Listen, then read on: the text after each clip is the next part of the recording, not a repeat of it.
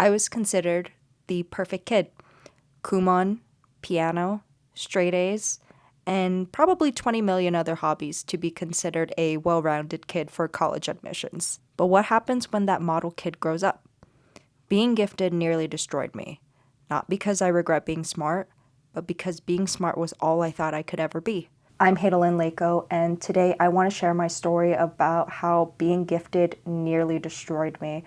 Being gifted is always sold as this positive experience to families and children, but there needs to be more conversation regarding the damage it can do to a child and even to an adult. I'm going to share with you all how growing up gifted as a child nearly stunted my growth as an adult and how I've learned to move forward now.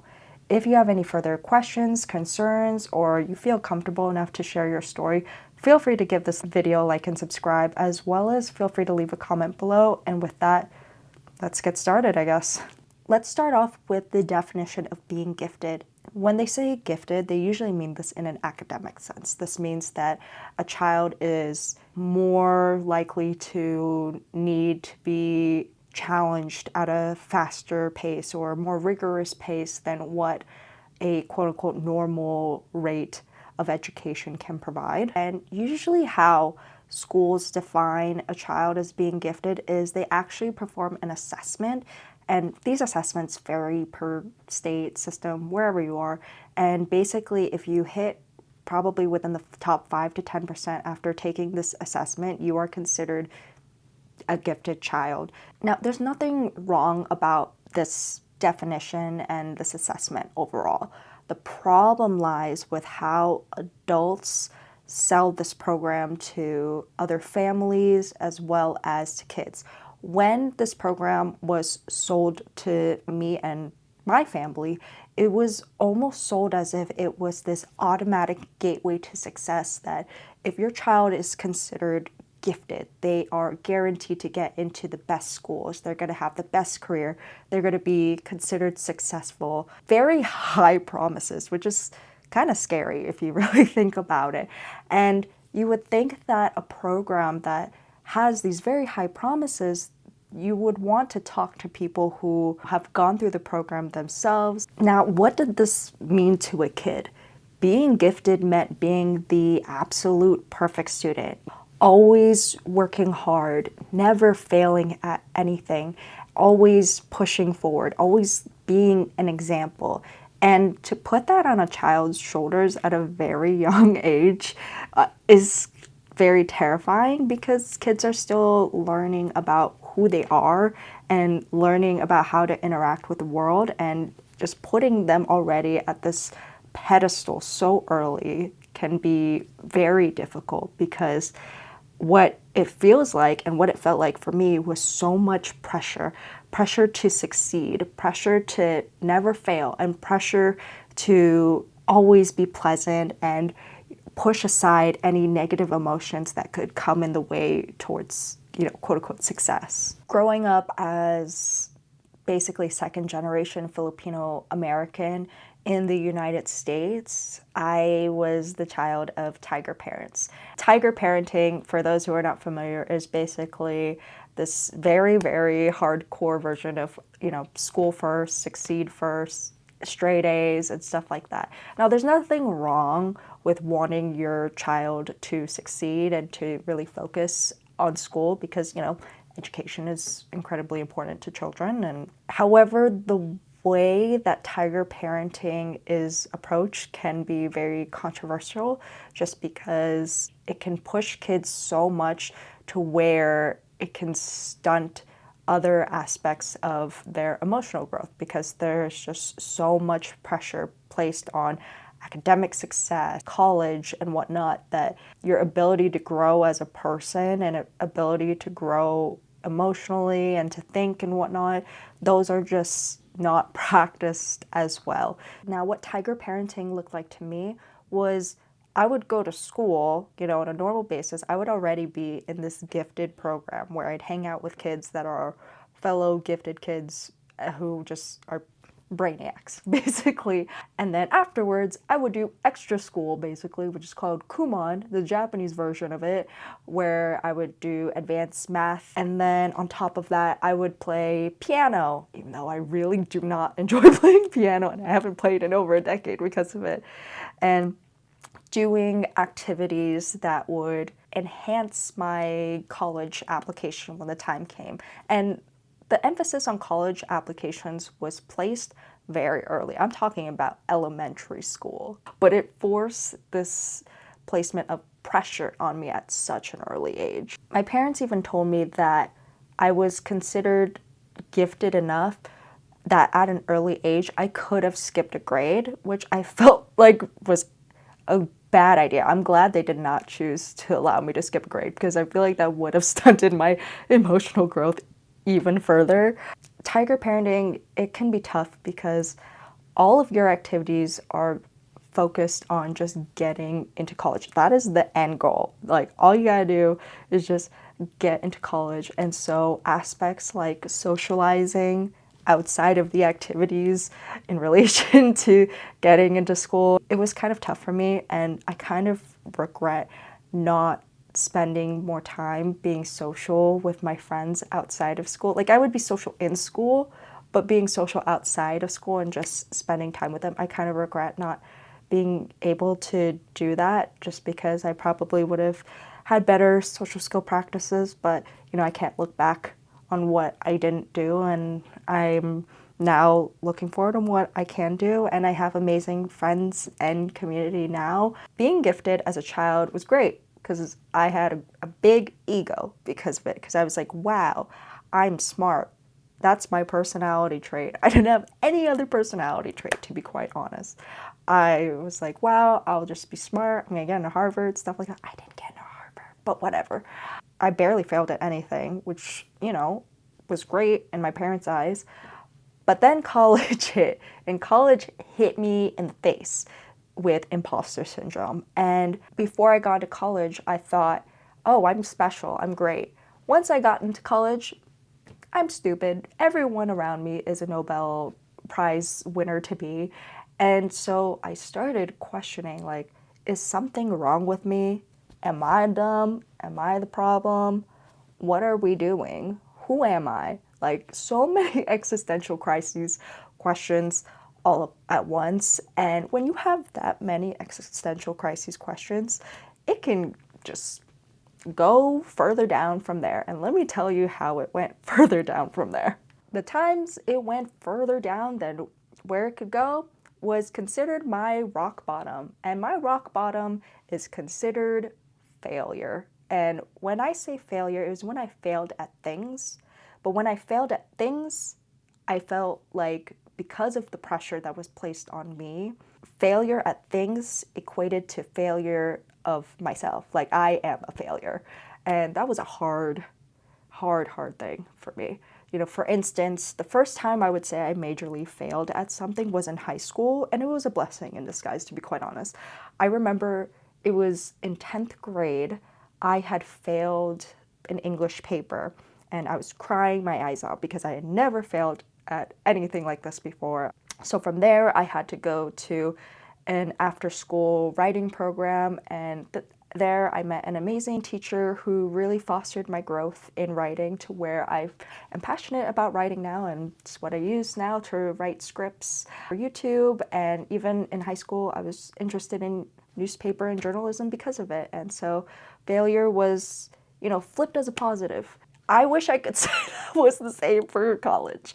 When I hit college, the hardest rock bottom I hit was my first couple years of my time for my first bachelor's degree, which was University of California, San Diego. I remember it was my second quarter at UCSD. I had failed my chemistry class, like, after pushing so hard. I had hired a tutor to help me out because I already knew I was struggling. I was going to TA sessions and whatnot, and I still failed the class. I tried my absolute hardest, and I still failed. And that moment, I remember when I got my grade back, I was crying in my dorm room for so long. Like, I think I probably had a mental breakdown at the point, because I thought that if I worked hard, I can't fail. but sometimes you just fail. And when I look back at how I was back then, I didn't have the emotional regulation skills that I have now, where learning from failure is important and it's okay to fail at things. This story of failure at something equating to you being a failure is unfortunately a very common theme with gifted children, because a lot of parents of gifted children are so afraid of their kids failing at things because they're worried it's going to ruin their chances for college and success and whatnot, that it stunts their ability to grow as people. And so my message to parents is, please stop coddling your children so much to where you are not allowing them to fail at anything at all. Kids need to learn how to fail in order to grow. Life does not, go perfectly for everyone. Failures will come whether you tried your best or not. I think from failures you learn so much about yourself, and that's what kids need to learn. They need to learn so much about themselves so that they can prepare themselves for the real world, not just careers. Now, I want to talk about how failure impacted me. Right now I'm very bubbly about it, but when I was going through it, I was going through it, y'all. I'm not gonna lie. I unfortunately have a history of anxiety and depression, and that is something I don't really talk about too often. And I would say a big factor of it was because of how hard I pushed myself because of being gifted. I would say the anxiety came from fear of failing at anything. I've been a lot better in terms of my anxiety, but there are moments when I think I'm going to get in trouble for something, for not following the rule book or whatever, or I mess up on something that I can feel the sense of anxiety it can take over me. And unfortunately, I've had a history of having panic attacks about it just because I was so scared of failing. I was so scared of being a disappointment to myself and to my family that I mentally broke myself. I don't want kids to go through this. This is a very tough thing. And then in terms of the depression, that's still an ongoing thing, I'm going to be quite frank. But that's because there's also medical stuff on top of that. And so the depression came, I want to say I had early signs of it when I was younger. There was no education about mental health when I was a kid. It's coming out now that we're older, which is great. But depression came where if I felt like something was going to happen, like I was going to fail at something, I always put the blame towards myself, that I was the problem and that everything bad happened because I did something bad, that I was bad. And that's something I've been working on. It's still a work in progress, and I wish it was something that I didn't have to go through. And I wish that there was more conversations about this topic, especially because I know unfortunately so many kids and adults whose mental health was so impacted by being gifted that it broke them as well to this level, and even more probably, unfortunately. And so I want to share my story about this because it's important. I want to talk about how I've learned to move forward and unlearn perfectionism and just learn how to be happy. There were a lot of factors involved. For one, I met amazing people who showed me that there were other ways of living life. You can be smart and you can also be happy. It wasn't a mutually exclusive thing. And I'm so grateful to these people. They're my incredible friends and family that have shown me this and have been incredibly patient with me on this journey. And on top of that, getting the right medication that I needed really helped. On top of that, learning the skills necessary, and yoga really helped me out with that, learning how to turn off my mind, because sometimes my mind can feel like it's going like 500 miles an hour. I've had to do so many things to be where I am now. I've learned from my failures. I have learned to be brave and just say, screw it, I'm gonna just try. I think the common trend with a lot of gifted kids is that they're afraid to try things because, that trying things would mean that there's a chance of failure. but there's also a chance of success. On top of that, having the space to grow as a person. It wasn't until I moved out to Boston when I was 22 in the middle of a pandemic. I was there from 2020 to 2024, living on my own and just learning how to be on my own was probably the greatest blessing that I could have ever gotten for myself and for my mental health, because I learned so much about who I was as a person, who I am as a person, and what I like, what I don't like, what works for me, what doesn't work for me. And with Boston having a really great health center, being a health utopia, as I like to think of it, getting the right treatment possible, all these factors really helped me. And now with moving back to my parents' home here in California, it's something that I carry with me. And even to this day, I'm still learning so much about myself. I've learned that yoga helps me turn off my mind as well as, fix my broken body after a shift. I've learned that I love to surf, even though I fall off the board all the time. I've learned that I love, even with traveling, I like to just try and learn how to cook in every place that I travel.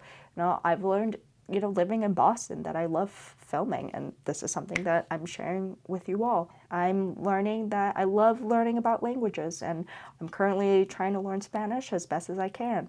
There's so much I'm learning about myself and that I'm excited to learn about myself.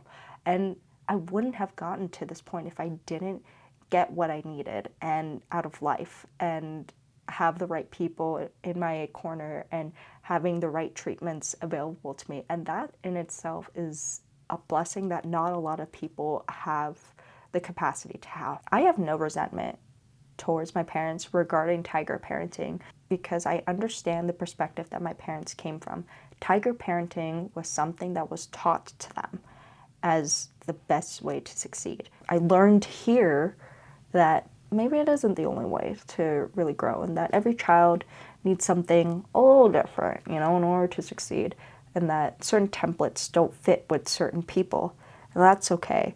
And at least now it's something that I know that I won't do with my future children if I can afford it in this economy. Now, what's next in life? I don't know, to be honest. I have no idea. But I'm excited to just spend every day achieving what I want to achieve for myself, not trying to fit someone else's mold of what my timeline should be. I get to achieve it for myself. I would really love to hear your story as well. So please feel free to leave a comment if you have also experienced this as well. And again, until next time, just take care and remember that you don't have to be perfect. You can just live as imperfectly as you choose to, as long as it works for you and doesn't hurt anyone in the process. And with that, I wish you all a very good day and a very good night.